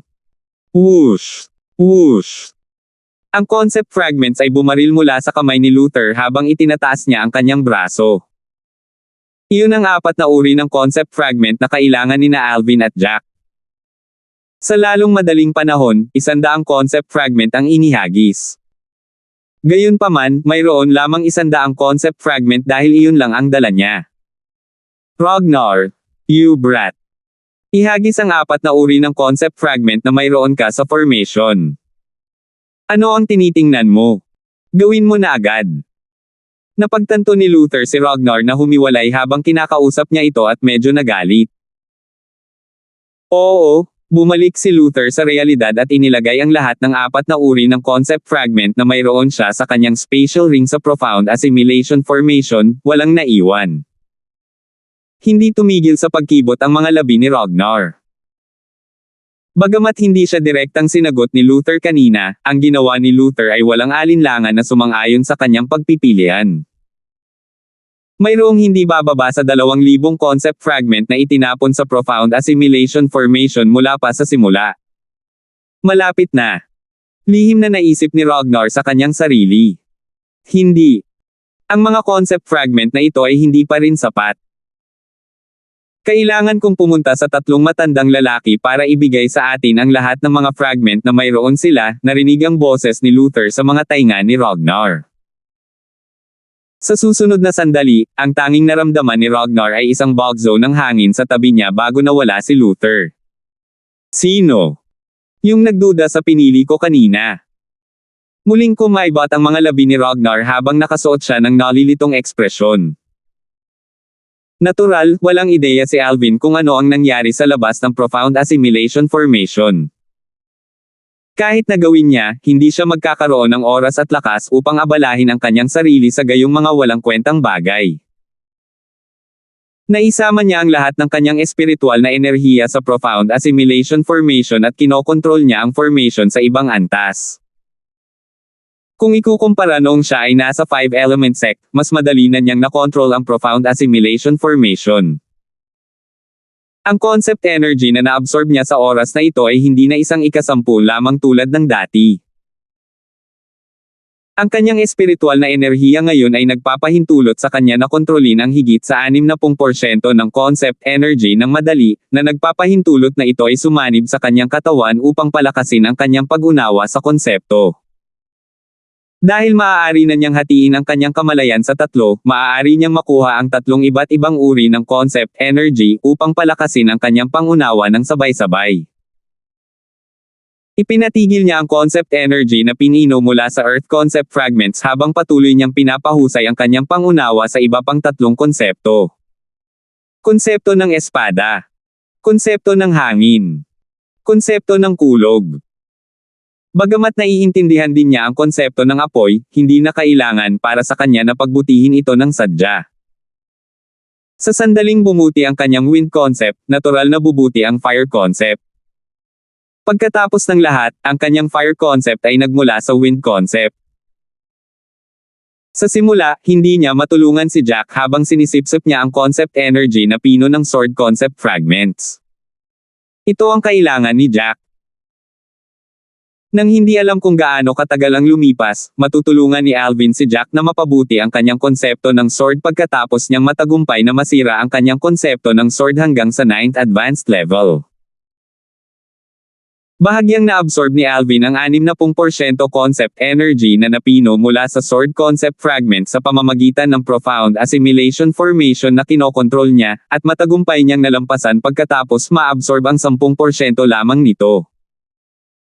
Pagkatapos ng lahat, ang kanyang sword concept ay nakalusot sa 8th advanced level kanina.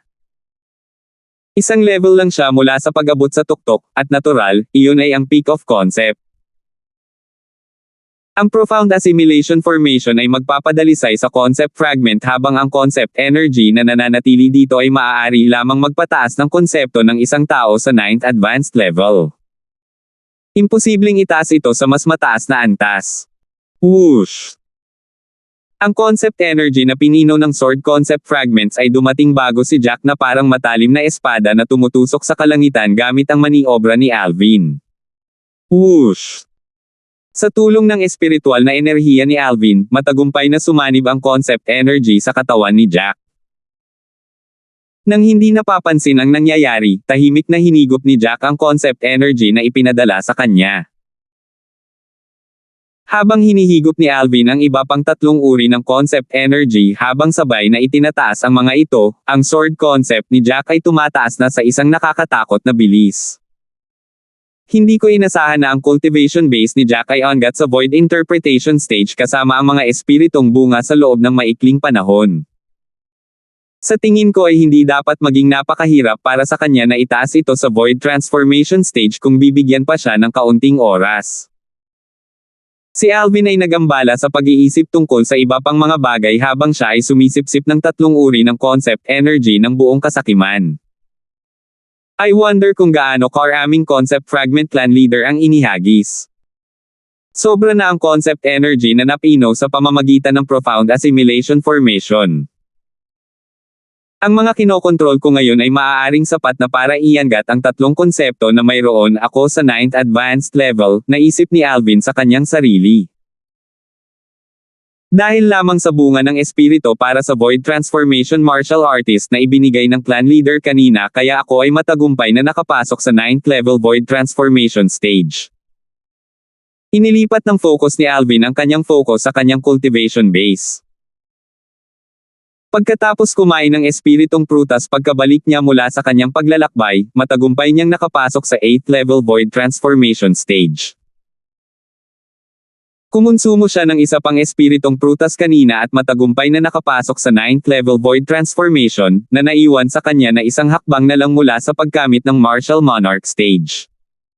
Ngayon, dahil naintindihan ko na ang 9th advanced level sword concept, masisimulan ko ng maunawaan ang sword profundity gamit ang sword profundity fragment. Hanggat bibigyan ako ng sapat na oras, tiyak na makakapasok sa Martial Monarch stage. Bahagyang napukaw ang damdamin ni Alvin habang iniisip niya ang puntong ito. Sabik siyang agad na ilabas ang sword profundity fragment mula sa kanyang spatial ring upang simulan ang kanyang pag-unawa sa sword profundity. Gayunpaman, nagawa niyang hawakan ang isiping iyon. Ang prioridad ko ngayon ay dapat na itaas ang iba pang tatlong konsepto. Kung nagawa kong itaas ang mga ito sa ika-9 na advanced na antas, magagamit ko ang mga kamag-anak na profundity fragment upang maunawaan ang kalaliman. Napanganga si Alvin habang iniisip niya ito. Sumipsip. Sumipsip. Sa kasalukuyan, si Alvin ay matako na sumisipsip ng tatlong uri ng marilag na concept energy ng buong sakam. Malinaw na niyang nararamdaman ang tuloy-tuloy na elevation ng wind, thunder and earth concepts. Tahimik na lumipas ang oras, at kahit na hindi alam ni Alvin kung gaano nakatagal ang lumipas, ang tanging nasa isip niya sa oras na iyon ay ang patuloy na sumisipsip ng may kasakiman. Wala siyang ideya kung ano ang nangyayari sa labas. Naturally, wala siyang ideya na ang guildmaster ng Main Alchemist Guild sa Southern Outer Land ng Henry ay dumating sa Lo Clan. Nanatili siya sa clan at hinintay na ihayag ni Alvin ang kanyang sarili. Mayroong dalawang silhouette na nakatayo sa labas ng Profound Assimilation Formation. May isang maringal na nasa katanghaliang gulang na lalaki at isa pang matandang lalaki na mukhang santo. Dating clan leader, anong nangyayari? Ang nasa katanghaliang gulang na lalaki ay ang kasalukuyang clan leader ng Lo Clan, si Ragnar. Hindi niya napigil ang sumimangot habang nag-aalalang tanong sa matandang katabi niya, 2 buwan na ang nakalipas. Bakit hindi pa lumalabas si Elder Darfield? Huwag kang mag-alala, sabi ng dating clan leader na si Luther. Sa halip na mabalisa gaya ni Ragnar, sinabi niya ng may kalmadong mukha, huwag kalimutan ang taong lumikha nitong Profound Assimilation Formation. Natigilan si Ragnar nang marinig niya ang sinabi ni Luther. Sa pagkakataong iyon, parang may naalala siya habang pinapaikot ang utak niya. Nanliit ang kanyang mga mag-aaral habang iniisip niya ang sarili, muntik kong nakalimutan. Ayon sa handbook na iniwan ng ating ninuno, ang Rebirth Martial Emperor ang lumikha ng Profound Assimilation Formation.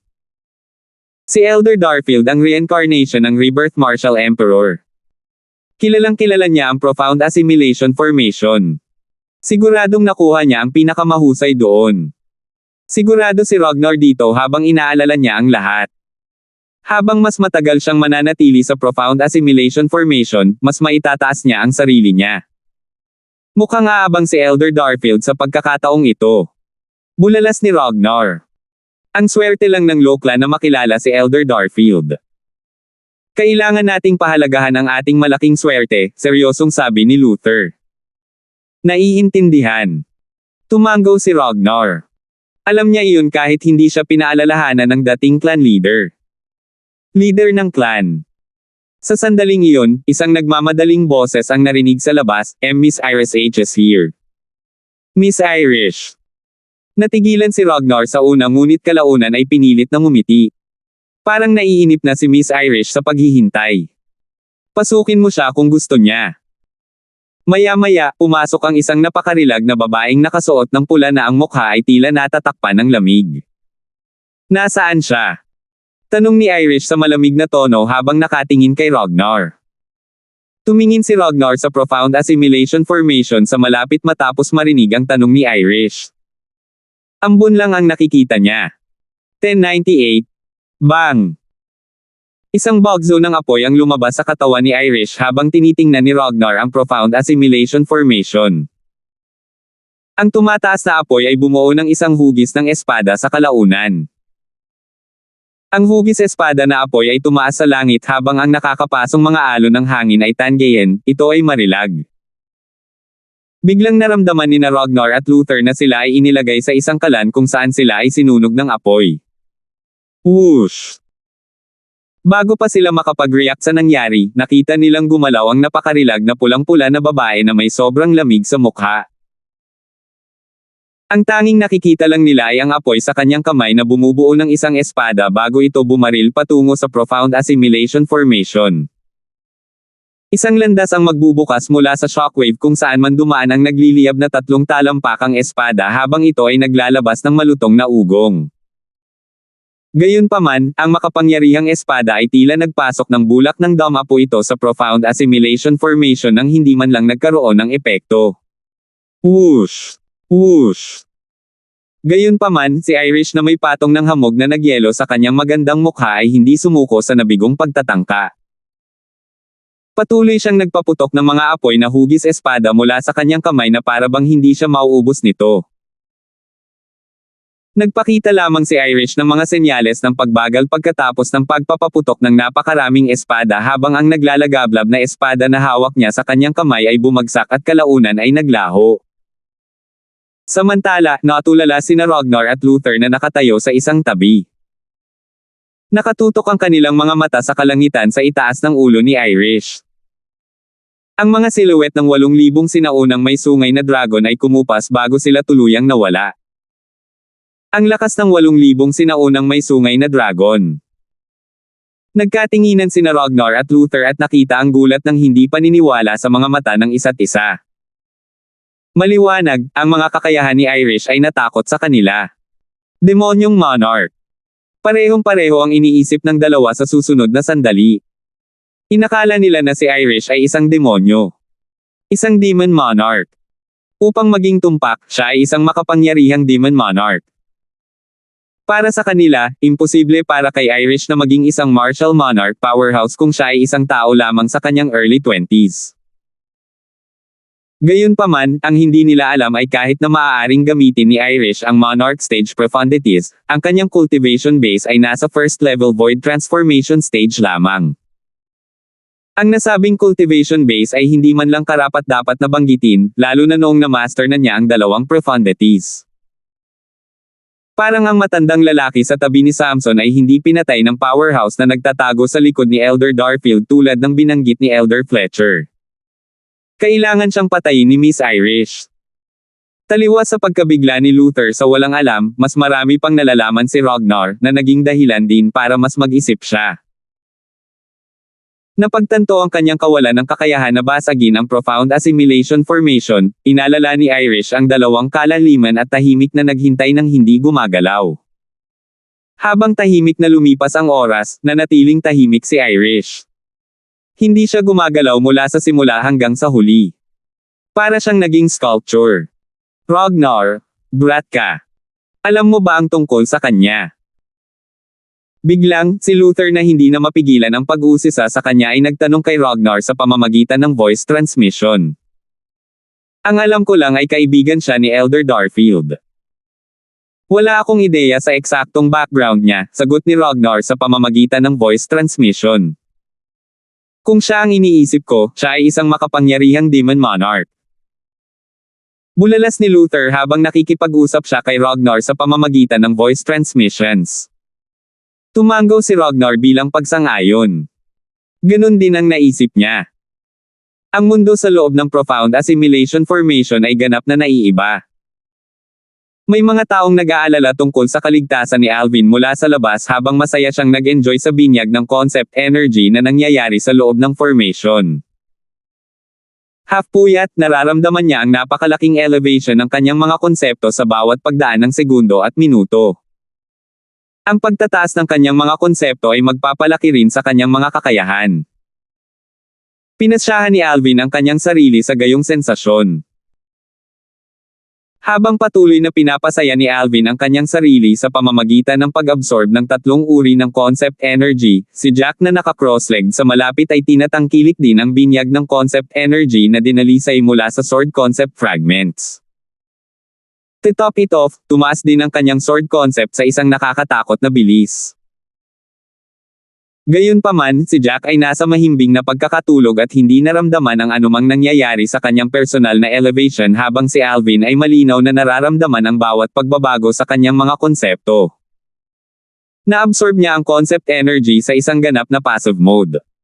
Lumipas ang oras ng tahimik. Hindi alam ni Alvin kung gaano nakatagal ang lumipas, ngunit natarante siya bago biglang nagising. Ang aking konsepto ng hangin. Ito ay umabot sa ika-9 na antas. Hindi minulat ni Alvin ang kanyang mga mata. Sa halip, natuwa siya sa pakiramdam na binigay sa kanya ng hanging aura na pumapalibot sa kanyang katawan habang bahagyang itinaas ang kanyang mga braso.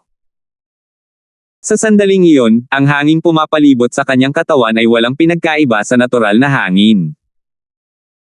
Alam na alam ni Alvin na ganito ang pagkilos ng kanyang wind concept noong naabot na niya ang pinakamataas na pag-unawa. Ang susunod na hakbang ay ang pag-unawa sa wind profundity. Ako, ay isang tunay na, peak-level void transformation martial artist ngayon. Tumibok ang puso ni Alvin habang iniisip niya ang sarili. Kahit na ang kanyang mga kakayahan ay maihahambing sa isang regular na peak-level void transformation martial artist bago siya pumasok sa profound assimilation formation, ito ay ang kanyang mga kakayahan lamang. Ang kanyang cultivation base at pag-unawa na mayroon siya sa iba't ibang mga konsepto ay tumalon mula sa kung ano ang naunawaan ng isang tunay na peak-level void transformation martial artist.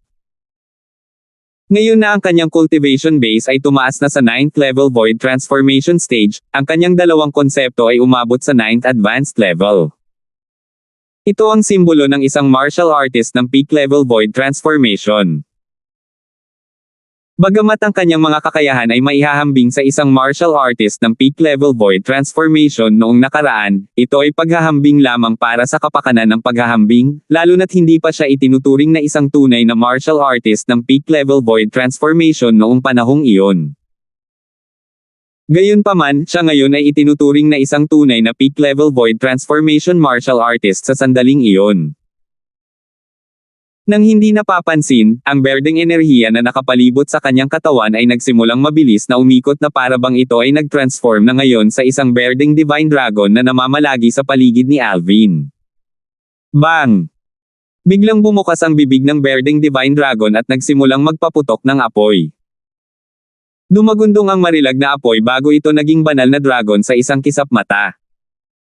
Ngayon, ito ay isang pulang divine dragon.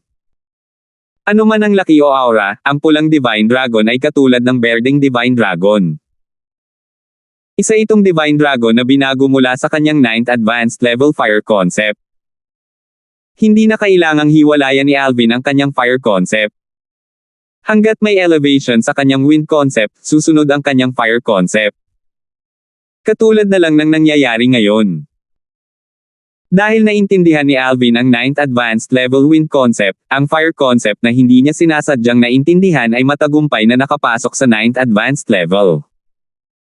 Ang kanyang fire concept ay nagmula sa kanyang wind concept. May kaugnayan sila sa isa't isa kaya ang mga pagbabago ay dumating kasunod ng mga pagbabago sa kanyang wind concept. Sa susunod na sandali, ang dalawang divine dragon ay naglaho habang inaalala ni Alvin ang parehong konsepto. Dapat kong ipagpatuloy. Samantalahin ang pagkakataon na itaas ang aking thunder concept sa 9th advanced level. Pagkatapos nito, pupunta ako para sa earth concept. Dahil ang kanyang Sword and Wind concept ay sunod-sunod na umabot sa 9th advanced level, si Alvin ay nagpatuloy sa pag-absorb ng huling dalawang uri ng concept energy dahil siya ay partikular na nakatutok. Ang kanyang Thunder at Earth concepts ay tumaas sa bilis ng liwanag. Papalapit na sila sa paghabol sa kanyang Sword and Wind concepts. Sa timog ng Loclan Estate kung saan pinagsilbihan ng Loclan ang kanilang mga bisita ay isang individual na mansyon na may courtyard na bahagyang mas maliit kaysa sa mansyon. Gayunpaman, ang sinumang bisita na pinayagang manatili sa mansyon pagdating sa angkan ay tiyak na isang taong may natatanging pagkakakilanlan. Sila ay ituring bilang isang marangal na panauhin ng angkan. Samantala, ang mga karaniwang bisita ay mananatili sa mga individual na compound nang walang mga tagapaglingkod na maglingkod sa kanila. Gayunpaman, may isang matandang lalaki na nakaupo sa pavilion sa harapan ng isang individual na mansyon sa timog. Nakasuot siya ng silver na robe at tahimik na ninamnam ang tsaa habang nakaupo sa harap ng stone table. Si Elder Darfield ng Loclan ay malamang na isang malaking shot. Mukhang talagang pinaplano niya akong maghintay ng 3 hanggang 5 buwan, mahinahong sabi ng matanda na nakasuot ng kulay pilak sa katabi niyang katulong. Whoosh! Bago nakapag-react ang katulong, isang silhouette ang lumitaw sa pavilion mula sa manipis na hangin. Ang dalawang katulong na nakatayo sa magkabilang gilid ng pavilion ay nagbago ng ekspresyon mula sa walang katotohanang hitsura ng isang lalaki. Dapat ko bang pilitin ang clan leader na bigyan tayo ng sagot? Isang lalaking nasa katanghaliang gulang na nakasuot ng asher ang lumitaw. Tanong niya sa matanda na nakasuot ng pilak sa isang pagsubok na paraan habang nakatingin sa kanya. Hindi na kailangan yan. Bahagyang umiling ang matanda na nakasuot ng pilak. Nandito kami para maghanap ng tao, hindi para sa gulo. Ang isang bisita ay dapat na angkop sa kaginhawahan ng host, maaari akong maghintay. At saka, malakas ang kutob ko. Na ang elder ng Loclan ay magpapakita na sa lalong madaling panahon, mahinang bamulong ang matanda na nakasuot ng pilak. Habang bumubulong-bulong ang matandang nakasuot ng pilak, nawala ang nasa katanghaliang gulang na lalaking nakasuot ng asher. Ang dalawang katulong ay muling nagbago ng mga ekspresyon habang sila ay nanginginig sa takot. Hindi nagtagal, lumipas ang 1 buwan. Ang ambon na naipon sa isang maluwang na side hall sa Loclan Estate ay unti-unting naglaho. Maya-maya, ang nag-iisang taong naghihintay sa gilid ng hall ay dahan-daang nagmulat ng kanyang mga mata habang siya ay naka-cross-legged sa ilalim ng langit. Ang kanyang pares ng maningning na mga mata ay parang umaagos na tubig, at maaari nilang pabagsakin ang lahat ng tao sa isang sulyap lamang. Gayunpaman, ang kanyang drop-dead, na tila natatakpan ng hamog na nagyelo, napakarilag na mukha ay nagbigay ng malamig na aura na tila batatanggihan niya ang lahat ng lumalapit sa kanya. Habang kumukupas ang ambon, malinaw na lumitaw sa harapan niya ang dalawang silhouette at isang plataporma.